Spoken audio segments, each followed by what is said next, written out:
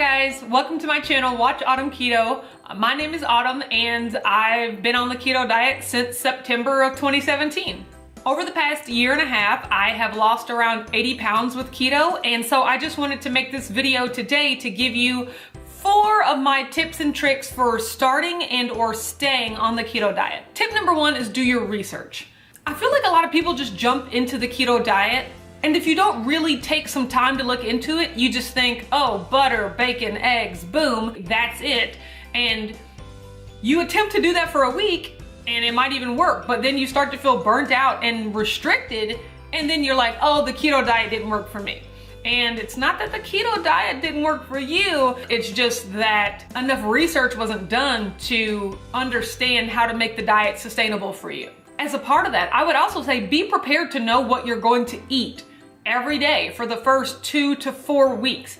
Having a plan, especially when you're starting a new diet, it gives you something to be accountable to. If you're anything like me, whenever you're given the option or whenever you're given a food choice, you make the wrong choice. So the easiest way to not even have to worry about that is to have a meal plan, a 30-day plan of this is what I plan to eat every day for the first 30 days to keep me on track, and keep going and keep planning ahead so that you don't find yourself in situations where you're out stranded and you don't have any food and a Cinnabon's looking real tempting and you didn't prepare yourself. So preparation is key.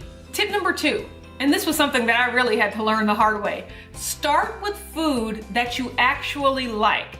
So when you look up ketogenic recipes, there's gonna be a bunch of stuff like MCT oil and psyllium husk and xanthan gum and just all these weird ingredients that you probably have never heard of. And that's okay, because that stuff is totally optional. There are plenty of lists on the internet of foods that are acceptable on the keto diet. Get that list, circle the foods that you already like, and start with those.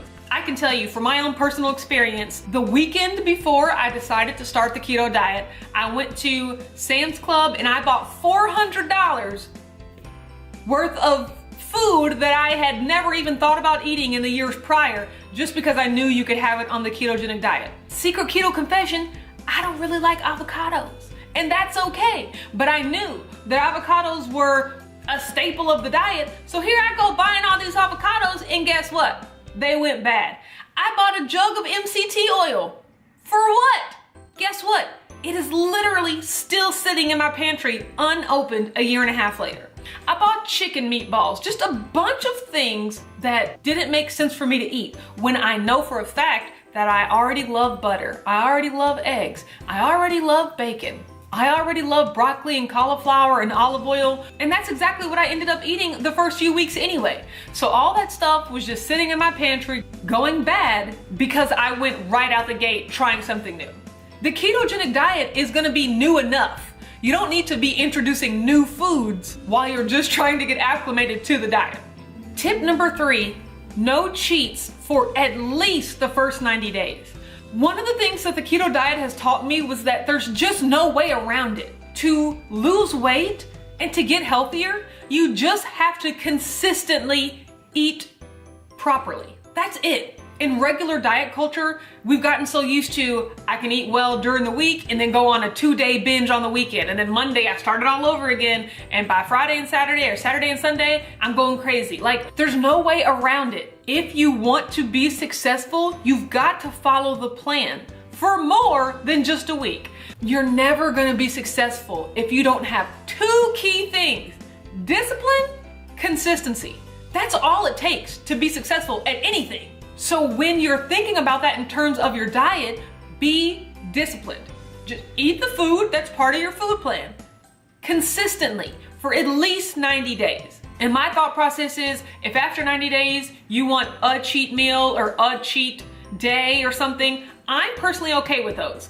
That is something that you're gonna have to reconcile when you do your research and figure out what kind of keto diet you wanna do. And if you can go longer than 90 days, if you can just go on the diet and not cheat ever, more power to you. That's even better. That is optimal, best case scenario. But if in order to make the diet sustainable, you do need a cheat meal or a cheat day, I am a huge proponent of those. I have participated in many a cheat day and I'm still successful on the diet because more times than not, I'm eating on plan. And so I know so many people that will start the diet and maybe the first week they lose 8 pounds and the next week they lose 6 pounds and then the third week maybe they lose 1 pound and then the fourth week maybe they don't lose any weight. And by the fourth week it's like, oh no, the diet has stopped working for me, let me quit.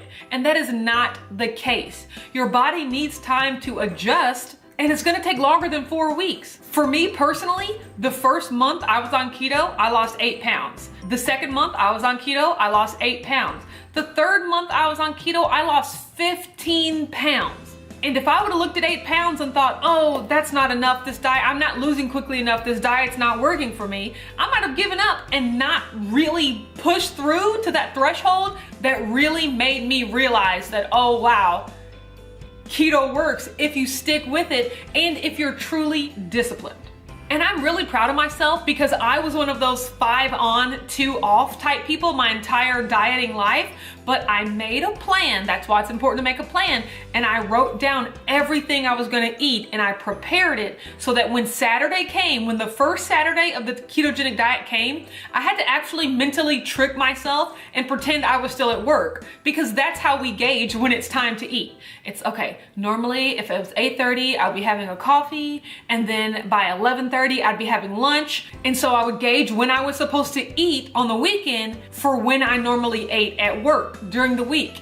And that first Saturday and Sunday that I made it through on plan, on the diet, like that was revolutionary for me because I had just never done it before. And that gives you the confidence to go right back into Monday. And you know, Monday through Friday's a breeze, we can do that. And then the next Saturday and Sunday, you already know that you've done it once before and you can do it again and you can keep doing it. And I did it for 90 days straight. And it shows you that you're not a slave to food. You're not a slave to your cravings. You can make a plan, you can stick to a plan, you can eat delicious food, and you cannot feel deprived. All right, and my last and final tip number 4, find a keto community. If that's on YouTube, on Instagram, on Facebook, with people you know in real life. That's one of the most surefire ways to remain accountable and really understand that you're not alone in your struggles. I'll tell you one thing you are alone in, making sure that you're doing the work. No one's gonna force feed you keto food. You have actually got to make the choice to put the correct food in your body every day. No one else can do that for you. And in that, you are completely alone.